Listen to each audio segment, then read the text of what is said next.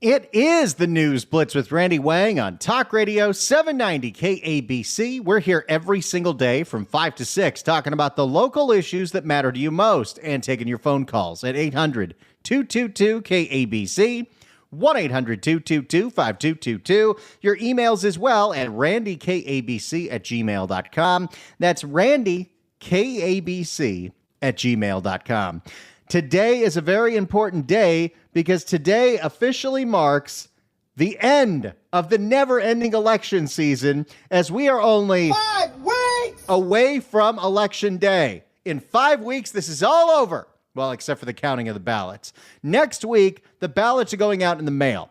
And since we talk about the local issues that matter here, we're going to be talking about the issues that are on your ballot, the local issues, the local elections, and the state issues and the state ballot measures. There are a lot of them, and some of them are a little confusing if you don't pay a whole lot of attention. In fact, it was just last week I was filling in for John Phillips, and I was getting a few different emails from people that weren't sure what exactly would happen if Prop 33 passes. Prop 33, you will come to know as the rent control measure. There's one of these on the ballot every few years, and it is always an interesting debate to have because this state is unbelievably unaffordable. I don't know how anybody does it, even just in the short time that I've been around. When I got my first studio apartment in 2007 in Valley Village, the rent was $850 a year. And I think that was a rent control building because the rent never got higher than $900 a year when I moved out 7 years later. Of course, you also hear all the other arguments, how this will stifle investment, stifle construction, and lead to an even bigger housing crisis. But a lot of people were confused as to voting yes on Prop 33 if that means you like rent control or you don't like rent control. So to make things easier for you, I have right here in my hands the official voter information guide from the Secretary of State, Shirley Weber. We're going to nip this thing in the bud, and then you're going to tell me how you're weighing in on this at 800-222-KABC, 1-800-222-5222. If you are for Prop 33, what is Prop 33? Prop 33 would give local governments like the city of Los Angeles, the county of Los Angeles, Orange County, what have you, the ability to enact rent control that goes beyond what has been allowed already. We have had a state law going back to 1995 called Costa-Hawkins. Every time you hear rent control, you hear Costa-Hawkins. Costa-Hawkins limits what local municipalities can do when it comes to rent control. In fact, one of the things that it did when it was passed in 1995, it said cities could only pass rent control measures on buildings that were created before 1995, which 20 years ago may be a bigger deal. Well, it may have not been as big of a deal as it is now because buildings are getting old, buildings get taken over. And in fact, since Costa-Hawkins has been passed, just in LA County, the amount of rent-controlled units has actually gone down. But is rent control really the answer here? You could definitely make the argument that without rent control, you have more available units that are all in the same scale, and that would lower the cost. Because what does happen, and you all know somebody like this, you happen to get into one of these rent-controlled buildings, you never leave. You don't ever give up that apartment. You secretly sublet it to your relatives when you're ready to move out because those things are very valuable. Now, one of the unfortunate things that happens when we have so little units that are, quote, affordable, whether it's through rent control or just the fact that everything's so expensive here, is when one of them goes away, you see devastating effects, including a 93-year-old grandmother that is getting evicted from her rent-controlled apartment, not because she can't pay, but because the apartment is getting sold to a developer and getting redeveloped under what's called the Ellis Act. For more on this, we go to Fox 11. It really is a devastating time for many renters, including this 93-year-old who says the abuse of a state law known as the Ellis Act is the reason she and thousands of other tenants are losing their homes. I feel very sad. Oh, this poor lady. Very sad. 93-year-old Andrea Perez is packing up all her belongings. I get tired. so many things that I have to do. You know, the last time I moved was 4 years ago. It'll actually be 4 years ago this month. No. That's when I bought the house. I moved into this house 6 years ago.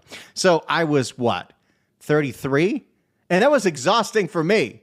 This woman's 93. Andrea is being forced to leave the place she's called home since 1984.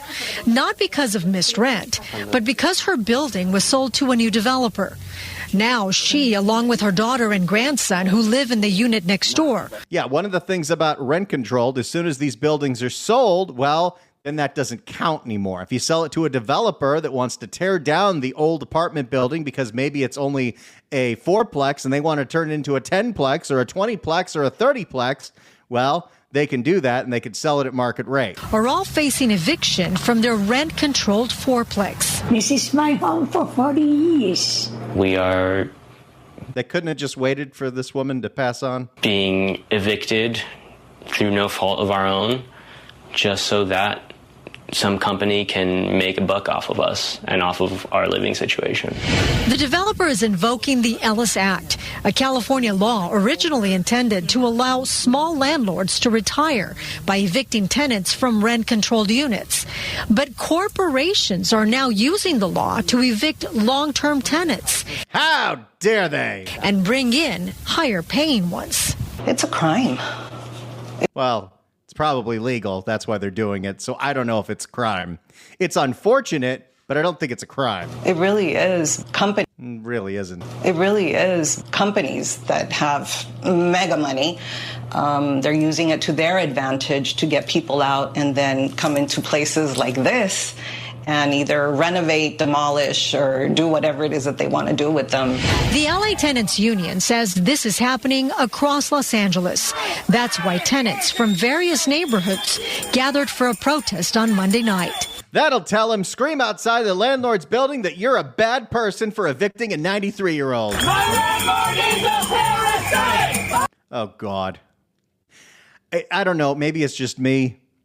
People chanting in protests always sound annoying. My landlord is a parasite! Fight, fight, fight! It's also a terrible chant. My landlord is a parasite. Fight, fight, fight is a terrible rhyme. Full of tenants who have tired of this happening all over our city, our beloved city. We're just tired of it. We're tired of greedy people, developers. They're not mom and pop people. They're all developers. And there is definitely a difference between the little mom and pop landlords. We have a lot of them that listen to this radio show. This is how they make their living. They only own 1 or 2 buildings. This is what they do. They care about their tenants. And the Blackstones and the corporations that are buying up incredible amounts of property.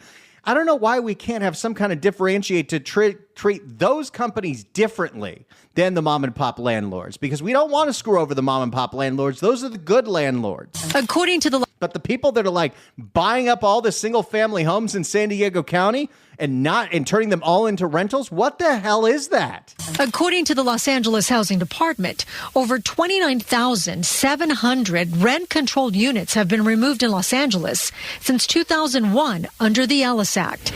So that's a whole bunch of buildings that they got redeveloped or they got sold and they no longer qualify under the rent control laws that exist, and that's with Costa-Hawkins, which again means that no building built after 1995 can be rent controlled. That money to have to pay for one apartment is $4,000, $6,000.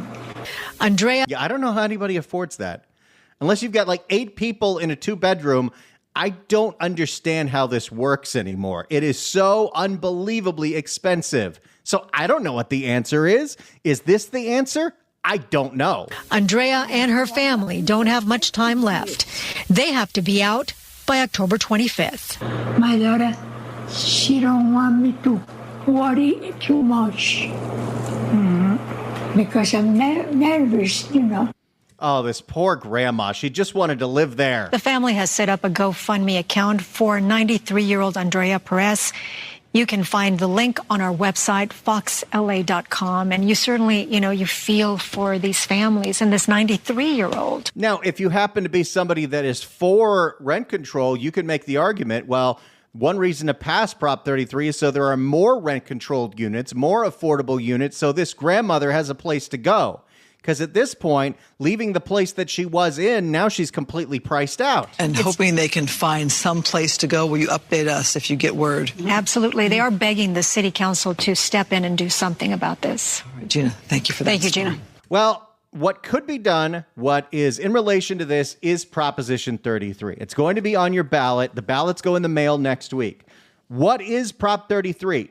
It expands local government's authority to enact rent control on residential property. So here is the official summary from the Secretary of State's office, from the Attorney General's office. Bonta wrote this.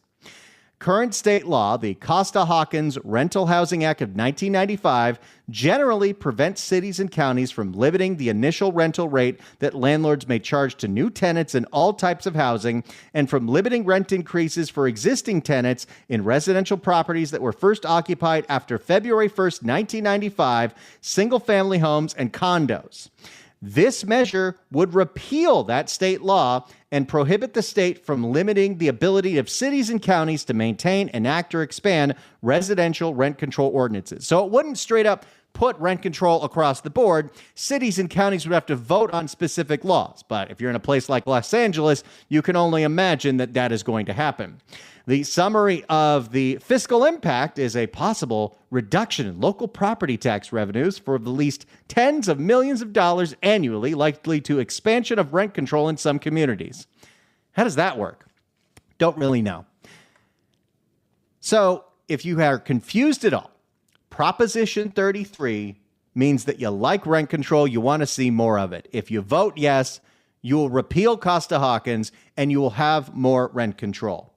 If you don't think rent control makes any sense, you think that it stifles the market and it destroys competition, well, then you would vote no on Prop 33. If you don't like rent control, you vote no on Prop 33. It can be confusing because the yes vote is repealing an old law. But this is where we are. This has been a very contentious one. Apparently, we don't actually hear the spots that air on the stream here on KABC, but apparently every other one is either pro or against Prop 33. So I'm sure you're hearing a lot of ads about it. Let's see who is making the arguments for it. Let's see who's making the arguments against it. Here's another little explainer from Conan Nolan at NBC4. Early voting in California begins on October 7th, and 10 propositions will be on the ballot. One could affect how much you pay for rent. Now, the measure has even split LA County Board Supervisors. NBC4's Conan Nolan explains Proposition 33. It's a ballot measure which has thus far dominated the airwaves with ads both for and against Proposition 33, which relates directly to the issue of housing affordability. The rent is too damn high. 33. Oh, I haven't heard that one before. The rent is too damn high. 33 would reduce construction of new affordable housing. Under current California law, cities and counties can only impose rent control on units built before 1995. And even then, if a tenant leaves, the landlord can raise the rent to market levels. Prop 33 would change that. It would allow local governments to impose rent control on any apartment building, regardless of when it was built, including homes. Including single-family homes. Okay, that's interesting. Including homes. So if I decide that I'm going to say screw it, and I'm moving to Santa Fe for a few years, and I'm going to rent out this place, and this is passed, I have strict limits of how much I can charge for this house and how much I can raise that rent. Interesting. Including homes. I'd be a terrible landlord, though. Including homes. Susie Shannon is with the Yes on 33 campaign. It's time to expand rent control in California. As rents have gone up and become unaffordable, people can't afford them obviously any longer, which is why we have 181,000 people who are now homeless on the streets of California. And this actually will preserve affordable housing. This will. Yeah, but what are we doing about all the landlords, the little ones that are broke as it is? They're barely getting by. They lost a ton of money during COVID and expenses are going up. Insurance is going up. Property tax is going up. I mean, they got to recoup that cost somehow. I mean, nobody gets in this to lose money. On the other hand, You've got the big corporations that are buying up ridiculous amounts of property, and then they're using AI software like RealPage to price fix. This is actually happening in communities all across the state and the country. And now you have certain jurisdictions like San Francisco, San Jose, and even Phoenix, Arizona, suing to stop these corporations from pretty much having a price fixing scam and artificially increasing the rent. So there's bad on both sides and there's good on both sides. Preserve those rent-controlled units and people who need them, like seniors on a fixed income. No, it won't, say opponents of the measure. Rather, they believe it will decrease incentives to build more apartments and, in turn, make affordability worse. Nathan Click is with the No on 33 campaign. Almost all the academic research shows from MIT, Berkeley, Stanford. By the way, this is one of those measures where the people on both sides of it are not who you would expect, because Nathan Click is one of Gavin Newsom's advisors. So Gavin is against Prop 33, which if you hate Gavin and you want to stick it to Gavin, you might vote yes on Prop 33. I don't know. Almost all the academic research shows from MIT, Berkeley, Stanford all say that these type of policies will create shortages of housing, decrease the incentive to create more housing. We are in a housing shortage. We don't need to make our housing crisis worse. We need to build more housing. So who's got to build more housing? I've only been hearing that for the past 20 years. So who's behind the money? The yes side is financed by Michael Weinstein of the AIDS Healthcare Foundation, which had been behind previous ballot measures, which failed. They also were designed to increase rent control. It is one thing that's kind of annoying about our direct democracy system. If something that's contentious doesn't pass, it's on the ballot every single election year until it does. This might be the first election cycle we've had in, it feels like, 8 years where at least there's not a kidney bill on the ballots. The campaign against Prop 33 is being financed once again by the California Apartment Owners Association. I'm Conan Nolan, NBC4 News. Well, there you go. You've heard some of the arguments for it. You've heard some of the arguments against it. I'll get into some more of the details on the fiscal impacts on both sides, but this is up to you, the voter in California. I know we all get distracted with the presidential race and all those really time-sucking races that are going on that don't affect you on a day-to-day basis. This is something that very well could, so let's get you on the record about it. 800-222-KABC, 1-800-222-5222. How do you feel about Prop 33? Are you supporting Prop 33? Are you against Prop 33? Do you think cities and counties should have more options to enact rent control in their areas? Or do you think we should keep the state law that limits that across the state? 800-222-KABC, 1-800-222-5222. Are you for more rent control or less rent control? 800-222-KABC. It's the News Blitz with Randy Wang on Talk Radio 790 KABC. It's the News Blitz with Randy Wang on KABC. We're taking your phone calls at 800-222-KABC, 1-800-222-5222. Proposition 33 is on the ballot this November. You're going to be getting the ballots in your mailbox next week. Prop 33, if passed, would repeal the 1995 Costa-Hawkins Act and would allow cities and counties to enact more rent control measures than they're allowed to do now. Very simply putting, if you like rent control, you vote yes on Prop 33. If you don't like rent control, you vote no on Prop 33. How are you weighing in on Prop 33? We got a lot of landlords that listen, a lot of tenants that listen as well. This is something that affects everybody, even homeowners, because the cost of rents inevitably impacts the cost of housing. 800-222-KABC, 1-800-222-5222. Let's go to Chris in Inglewood. Chris, hello. Hey, how you doing? I just wanted to chime in about something. I don't know if you can hear me. A lot of people don't understand why this might, if you vote to repeal Costa-Hawkins, why might a developer not build? So I have a property in Inglewood. I'm about to develop it. But if the city says it's going to be rent controlled, it doesn't make sense. So instead of putting 13 units, 14 units, where I have a duplex right now, I'm just going to sell the property and walk away, and you'll have an old housing stock, and you won't have 11 or 12 new units. So it just doesn't, if it doesn't pencil out, we can't do it. We're not going to take our kids' money and give it to the state or to subsidize people for living. That's why we won't build. Well, and that makes a really good point. If you're not incentivized to put in the investment to do that redevelopment, as much as we talk about we need to build more housing, now you're disincentivized to build more housing on that granular level. Yep.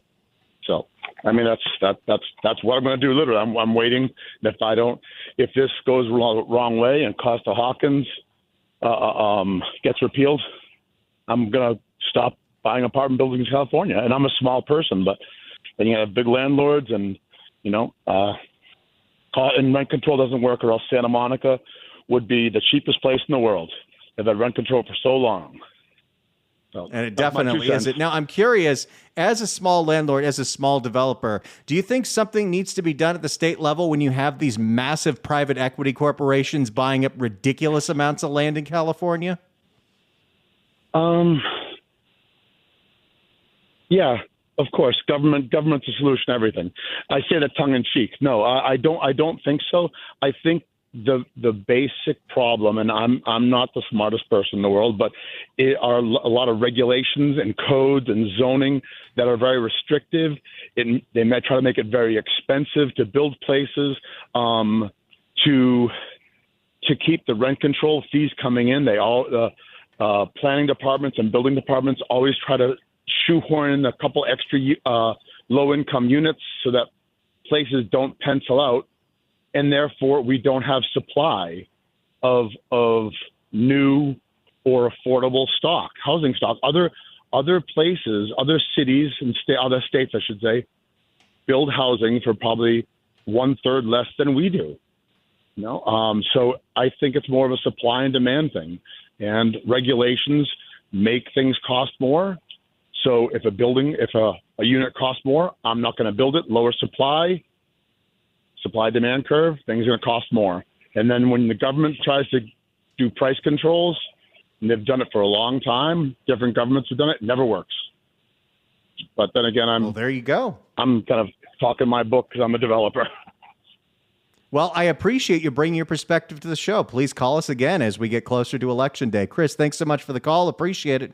Very interesting. His business is literally going to change if this thing passes. Your opinion on Proposition 33, the potential increasing rent control act in California, repealing 1995's Costa-Hawkins Act. Do you support Prop 33? Are you against Prop 33? Make your case. 800-222-KABC. 1-800-222-5222. It's the News Blitz with Randy Wang on Talk Radio 790 KABC. It is the News Blitz with Randy Wang on Talk Radio 790 KABC. We're here every single day from 5 to 6 talking about the local issues that matter to you most and taking your phone calls at 800-222-KABC. 1-800-222-5222. We read your emails as well at randykabc@gmail.com. That's randykabc@gmail.com. Proposition 33 is on the November ballot. The ballots are going in your mailbox next week.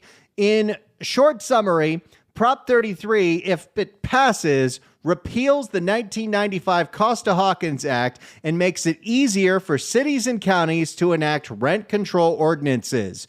Are you for or are you against Prop 33? This is your turn to make your case to all the people out there who can vote on this. This is a statewide ballot measure. Every person who listens to this show in the state of California can vote on this. 800-222-KABC. 1-800-222-5222. Let's start with Rocco in Santa Clarita. Rocco, hello. Hey, Randy. Thanks for having me on. Long-time listener, long-time caller. The reason I called was, yes, 33, you do not, I don't think you're giving it its fair deal here. The fair deal, as far as I read it, I read the, what's it called? The general election book that they sent out. Came out the other day. I read the whole prop and I read everything said for it and against it. What it says to me is that if you vote for it, you take the control out of Sacramento and you put it back to the cities or whoever wants to take it. If Santa Clarita wants to have rent control, they can. If Van Nuys doesn't, they don't have to. Leaving it in Sacramento, in my point of view, is wrong because they don't know what's going on in the rest of the state, shown by all the garbage going on in the state, and it's all their fault. Now, the other thing is, why don't you have a remote setup someday in Santa Clarita, being you're from this area? That's the second thing I had. Oh, well, we should definitely do something like that. Yes, I think we should get a live remote out there ASAP. I love my Santa Clarita. I will think of something to do there. And Rocco, that's a really great point. One of the ways to think about this is taking power out of Sacramento, because right now it's a top-down approach. It's a one-size-fits-all. And some cities and counties have way different needs, and this would allow the local electeds, as Gavin likes to say, localism is determinative. Let them determine how they want to go on this issue. Exactly right. I'm conservative, and I want everything pushed down as low as reasonably possible. We'll get the best solution that way. You'll get the best solution for the whole state because it will start going one way or start going the other way, based on what the people feel. And next, whatever millennium, it'll change. And that's good. I think that's a really, really great point. That's a really strong argument. And even more importantly, you're darn right, Rocco. We got to do an event out there in the Santa Clarita Valley. Very good. Thank you very much. Thanks for having me. Bye-bye. Thanks so much for the call. Appreciate it. Let's go to Ivy in Whittier. Ivy, hello. Hi, longtime listener. And I had not decided what I wanted to do with Prop 33, but after listening to you in the last hour, I have decided to vote no. So part of the reason is I listened to the developer. I thought he had a strong point, and I thought he explained it pretty well. And then just listening to Rocco in Santa Clarita, I am also conservative, but I disagree with Rocco in the sense that it doesn't matter who has leverage over the control, whether it's local or Sacramento, because with locals having control, the more conservative cities do not want rent control, where your more liberal cities are going to want it. So now that prices out people who want to live in a more conservative town, because they're not going to agree with, the rent control, because most conservatives are business savvy and they understand what the developer was talking about. Also, the president from Argentina just recently got rid of rent control in Argentina, which had it for decades, and their economy was stagnant. And after he got rid of rent control in the last 6 months, all of a sudden you're seeing the rent drop, more leases coming up, more development, more construction in Argentina, and their economy is starting to boom. So that's why I'm going to vote no. That's a very, very compelling argument. And now I want to get my butt to Argentina. Thanks so much for the call, Ivy. Appreciate it. I mean, I'm wanting to go forever. The steak, the Malbec, the culture. Argentina sounds amazing. Let's go to Ed in Santa Clarita. Ed, hello. Hello, Randy. I'm all for yes on Prop 33, mainly because rent control provides people with the low cost of rent. And as the 93-year-old will tell you, new building doesn't guarantee you lower prices. If anything, it guarantees that the price is going to go up, no matter how much they build, and should be thrown out on the streets. So yes on 33, because she need a place to live, and new construction doesn't going to give her that at 3-4 times the price. We definitely got to do something about people that, I understand the argument of, not everyone needs to live in California. Well, there are people on fixed incomes, people who lived their entire lives here, who contributed to the building of this great state. They should be able to retire here if they want to, and we have to be able to give them an option. And if you were fortunate enough to buy a house in the 50s and 60s, and now you've got this giant nest egg, good for you. But there are some people that they didn't have that, and there should be some kind of base option to still be able to live here. Exactly, and I don't understand why a builder say that he has a 10-unit apartment building cannot make a 20-unit. From 10 to 50 unit building and keep their rent low. But no, they limit the size of the units that they create, and they rent it for a higher price. And there goes the 93 years old out the street. No, going to need the rent control for sure. Well, that is a very compelling argument. Thanks so much for the call, Ed. Appreciate it.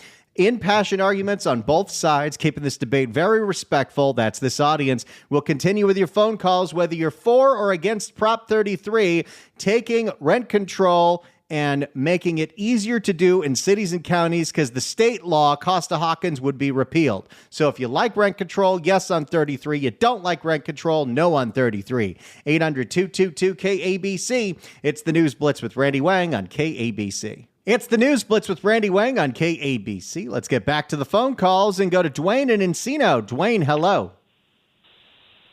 Randy, how you doing? Doing Good. Great. Hey, here's the deal, man. We talked last week about Agenda 2030. Now we're talking about all the hedge funds and corporate people buying all the housing, and that's part of the agenda. As we will look at it, we will know that if you will own nothing and like it, housing is included. So that's part of what's going on with the corporate folks buying the housing, and sadly, people are selling to them.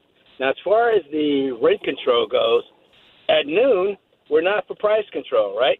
Because when you talk to John Phillips and you at noon, Kamala Harris wants to introduce price control. That's what rent control is. So I would think that most of the folks, more of the people who seem to be more conservative, listen to this station, would probably not want price controls because they'd be against the government intervention. That's where I would stand because it's a free market economy, and rent control is definitely the opposite of that, which, as you've heard, hurts people's ability to eventually get housing because it does short-term help a few people get into housing, and then it creates chaos. And so if you talk to folks who live in New York, you got a rent control home, apartment, you'll stay there for 30, 40 years to try to pass it down your family.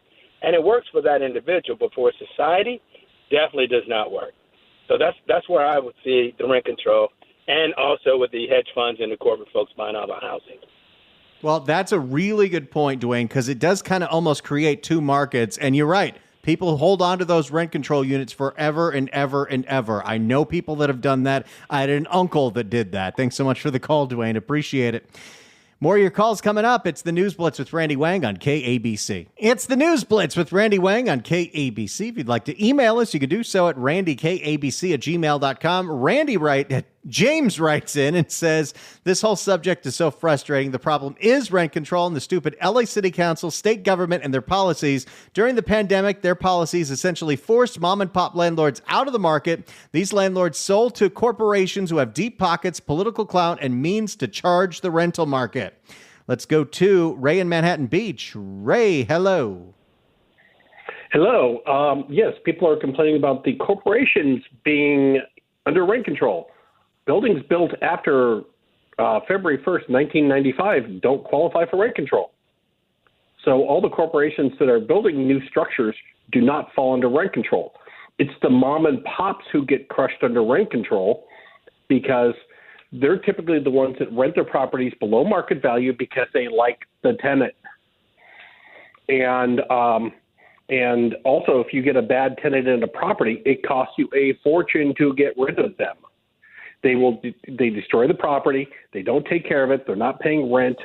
And you see people with absolutely destroyed homes. They spend fortune with lawyers trying to get a bad tenant out, and it's terrible. But, rent control is a bad thing because you get people that live in properties and they don't have an incentive to go purchase a property.